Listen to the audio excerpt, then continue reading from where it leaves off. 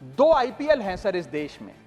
एक आईपीएल है जिसमें गेंद और बल्ले का खेल होता है, जिसे कहते हैं इंडियन प्रीमियर लीग, और दूसरा आईपीएल है जिसमें युवाओं के भविष्य के साथ खेल होता है, जो है इंडियन पेपर लीग।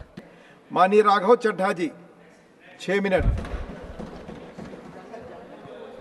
सर, क्योंकि मैं सदन का सबसे युवा सदस्य हूं, मैं अपना दायित्व और अपनी जिम्मेदारी नहीं निभाऊंगा अगर मैं आज इस देश के युवाओं का सबसे ज्वलंत मुद्दा जो है उसे ना उठाऊं।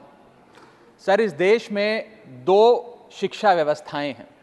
एक शिक्षा व्यवस्था है अरविंद केजरीवाल जी की शिक्षा व्यवस्था, जिसमें दिल्ली में वर्ल्ड क्लास स्कूल बनाए गए, बढ़िया करिकुलम, क्वालिटी एजुकेशन दी गई और एक शिक्षित भारत का, शिक्षित राष्ट्र बनाने का सपना लेकर आम आदमी पार्टी, अरविंद केजरीवाल जी आगे बढ़े।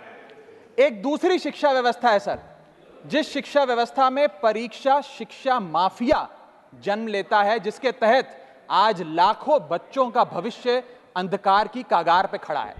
मैं बात कर रहा हूं नीट यूजी और यूजीसी नेट की, जिसमें कुल मिलाकर करीब 35 लाख बच्चों का एग्जामिनेशन हुआ।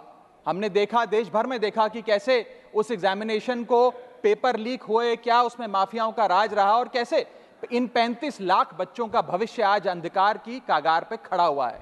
वो 35 लाख बच्चे आज इस संसद टीवी को देख रहे हैं इस उम्मीद से कि शायद उनके अधिकारों की, उनके हकों की बात होगी।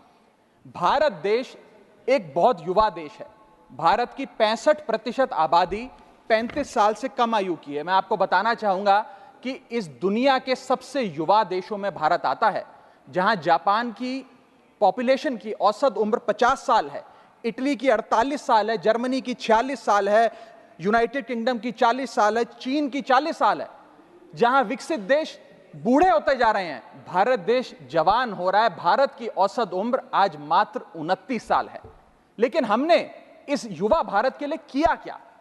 मैं आपको बताना चाहूंगा कि भारत में दुनिया की सेकेंड हाईएस्ट स्टूडेंट पॉपुलेशन है। अगर आप प्राइमरी, सेकेंडरी और हायर एजुकेशन को जोड़ लें तो कुल मिलाकर 31 करोड़ आबादी भारत देश की स्टूडेंट्स कहलाती है, यानी कि पढ़ाई लिखाई का काम करते हैं।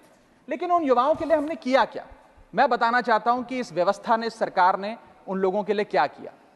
दो आईपीएल हैं सर इस देश में। एक आईपीएल है जिसमें गेंद और बल्ले का खेल होता है, जिसे कहते हैं इंडियन प्रीमियर लीग, और दूसरा आईपीएल है जिसमें युवाओं के भविष्य के साथ खेल होता है, जो है इंडियन पेपर लीग। और आज मैं उसकी पूरी सूची लाया हूं कि कैसे युवाओं के भविष्य को सिक्योर करना तो छोड़िए, उसे बर्बाद करने का काम किया गया। और उस सूची में मैं नाम पढ़ के आपका ध्यान आकर्षित करना चाहूंगा कि क्या क्या हमने अपने देश के युवाओं को दिया है। पहला, व्यापम स्कैम। दूसरा, यूजीसी नेट पेपर लीक। तीसरा, Telangana secondary school certificate examination Hindi paper leak. Assam HSC-LC general science paper leak. Uttar Pradesh लेखपाल recruitment exam paper leak. Rajasthan forest guard recruitment exam paper leak. Bihar public service commission exam paper leak. Gujarat head clerk exam paper leak. SSC CGL exam paper leak. UP TET exam paper leak. Rajasthan university paper leak. UP PSC paper leak. Maharashtra HSC exam chemistry paper leak. UP police constable qualifying exam paper leak. REET यानी कि Rajasthan eligibility examination for teachers paper leak.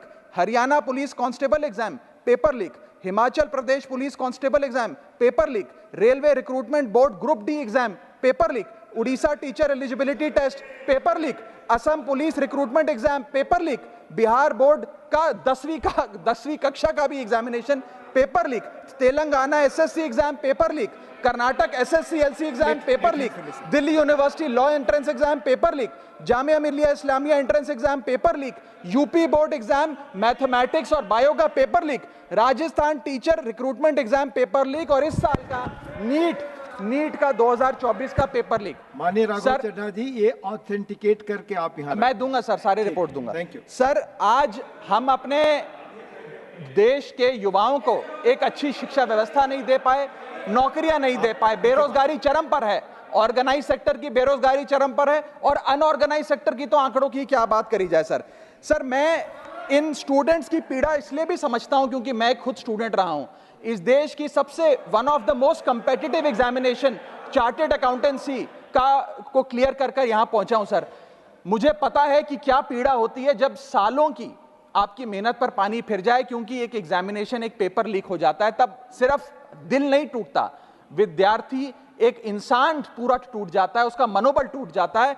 आज उस मनोबल को हमें सबको मिलकर address करने की आवश्यकता है। और आज मैं उन युवाओं की ओर से, नीट से संबंधित उन 35 लाख स्टूडेंट्स की ओर से सरकार से 5 सवाल पूछना चाहूंगा। और वो पूछने से पहले ये बताना चाहूंगा कि एनटीए, जो जिसे नेशनल टेस्टिंग एजेंसी का नाम देके जिसका गठन किया गया था कि वो युवाओं के भविष्य के लिए कुछ कारगर कदम उठाएगी, एक ट्रांसपेरेंसी से एग्जामिनेशन कराएगी, उस एनटीए का फुल फॉर्म आज नो ट्रस्ट एनीमोर हो गया है। कोई भी विद्यार्थी आज इस एनटीए पे विश्वास नहीं कर रहा। और मैं विद्यार्थियों की ओर से ये 5 सवाल सरकार से पूछना चाहूंगा, नीट से संबंधित सटीक सवाल। पहला सवाल, नीट का पेपर जिसमें मात्र 1-2, बहुत हुआ तो 3-4 स्टूडेंट्स की रैंक 1 आती है, जैसे कि 2023 में मात्र 2 लोगों की रैंक 1 आई, 22 में मात्र 4 लोगों की आई, 2021 में मात्र 3 लोगों की आई।